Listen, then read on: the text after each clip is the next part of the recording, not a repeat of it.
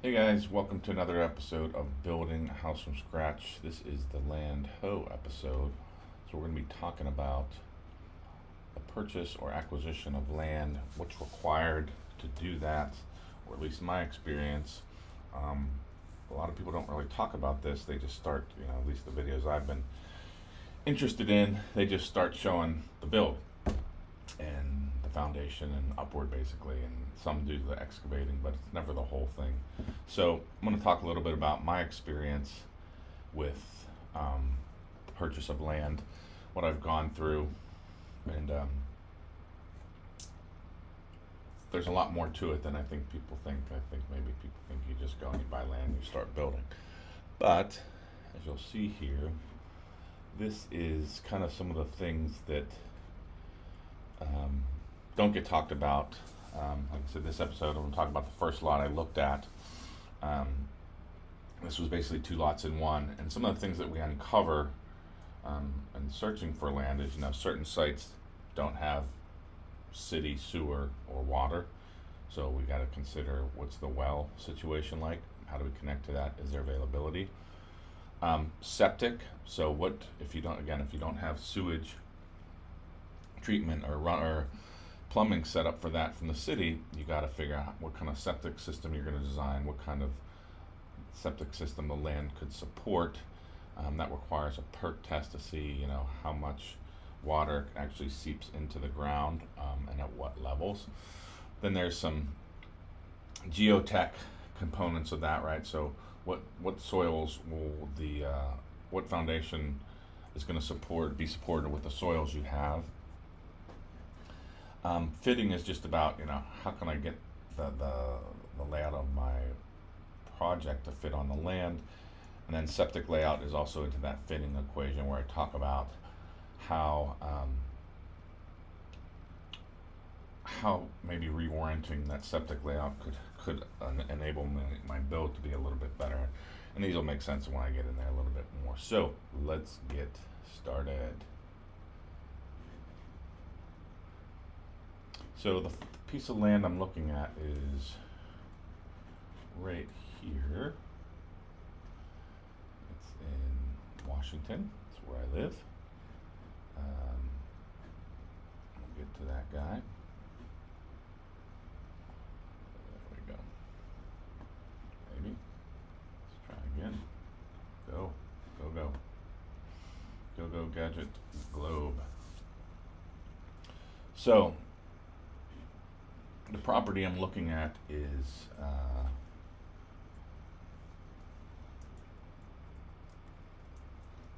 right here.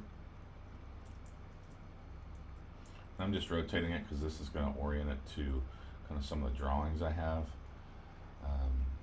And it's basically this area right here.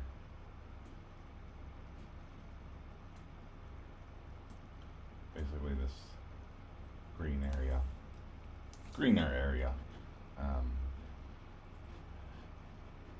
is right there, and actually there's two plots to this.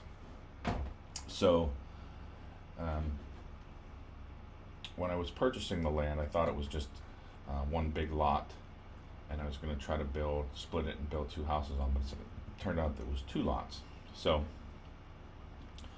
those lots are separated by kind of a line. I'm trying to line this up myself right now. A little bit north of this tree here. So the lot is split right about like this. Obviously one lot on the left, one lot on the right. And so after digging into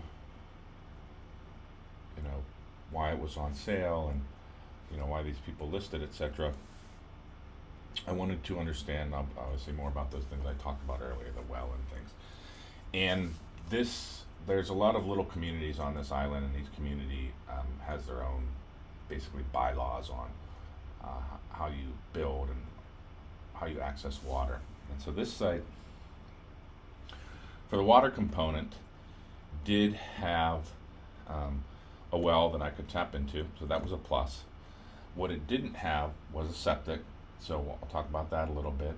What it also didn't have was electric, so you'll see a post right here, electric post right here, but the problem is that didn't have a transformer on it, as you can kind of see. So that means I had to run a line, you know, whether it was from that guy or maybe I think it was one of these other guys. I had to pay to get a transformer line run from there to there and a transformer put on that post. So that was an additional cost. I think that was 5 or 10 grand just for that. So again, these costs can add up quickly when you're trying to build on a fresh lot. So looked at the electrical, looked at the well, had access to that. Started looking at the septic reports and the design and the site registration is what it's called here in terms of what can be built. And let me just bisect this again. This lot over here on the left had percolation tests, and no septic system could be supported on this lot. So I would either have to build completely nix this lot or build over here and put a septic over here, because this lot could accept a septic system, but it was basically upwards on this side of the lot. So I would have to build the house either down here, down in this area, or over here and push the septic to that side. So that being said, I talked with the septic designer and she had outlined a system that could work.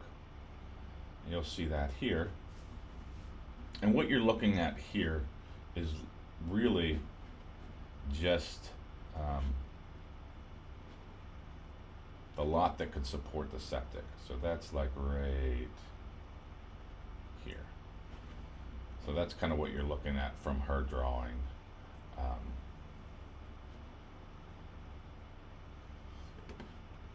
There.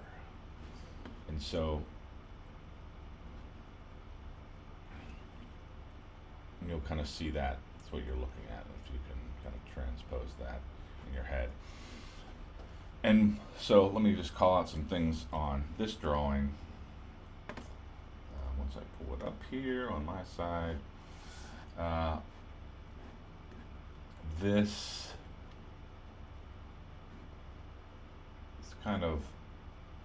area here is a 30-foot setback. So that means that, sorry, let me just take a step back real quick. This is the septic, basically the septic area.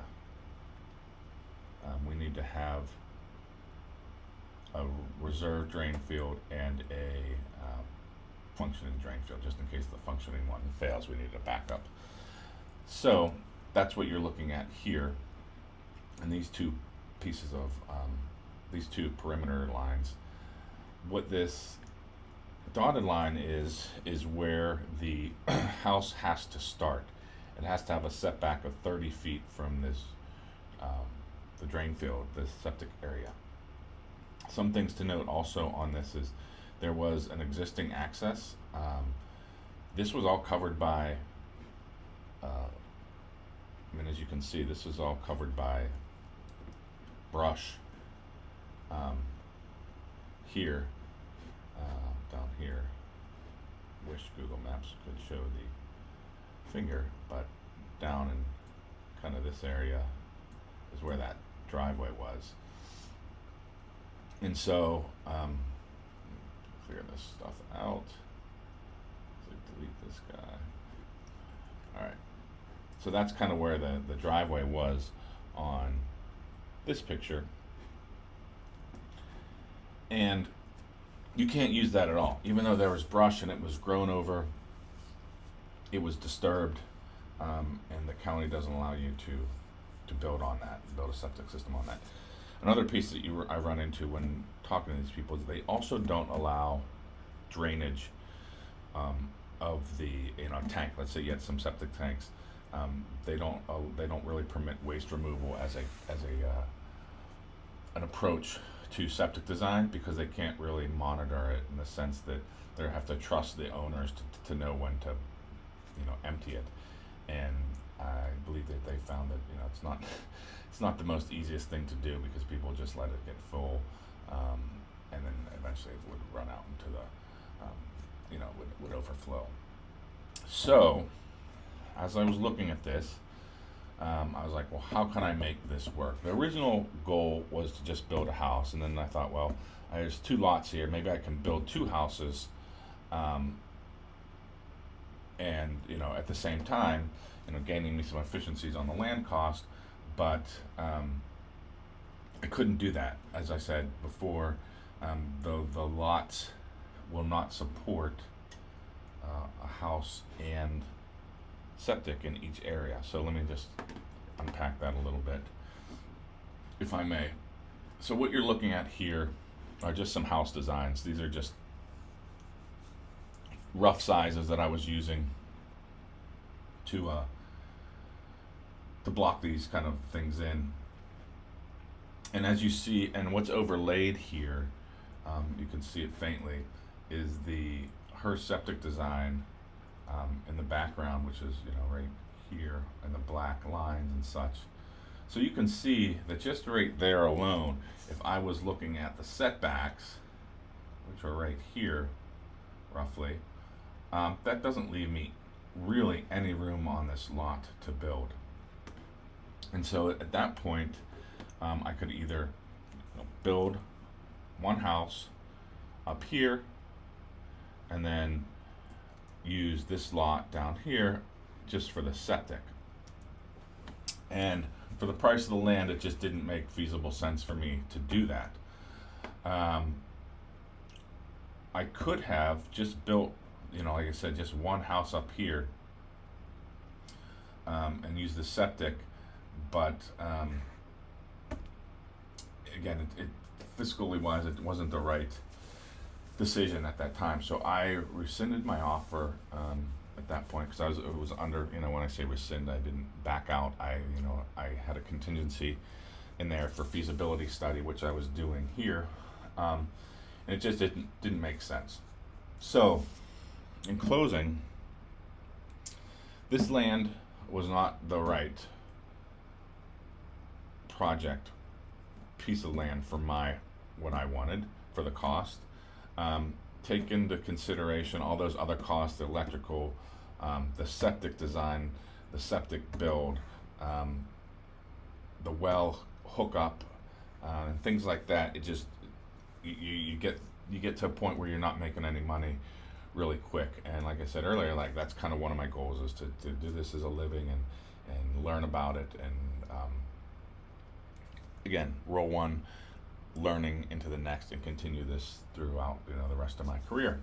So the next episode, we're going to talk about the piece of land I did purchase. So this has been a while since my last video. I was on vacation for a little bit, but next episode I'm going to talk about the piece of land that I did buy, which actually allowed us to jumpstart a few things that have a tendency to get a little wonky in the terms of cost of them. So I will get to that next episode. I hope this helps people understand a little bit more about what goes into land, building on a piece of property versus just people saying, hey, you just start with a slab and you build from there. There's a lot more, at least where I live, that goes into that, and probably should be on other people's projects as well if they're trying to build something really that's going to last a long time, is going to be sound from a workmanship and craftsmanship standpoint, and last for a good long time. So that is all for today's episode. I actually will be posting something relatively soon again, probably within the next week, about the piece of land that I did buy. Thanks.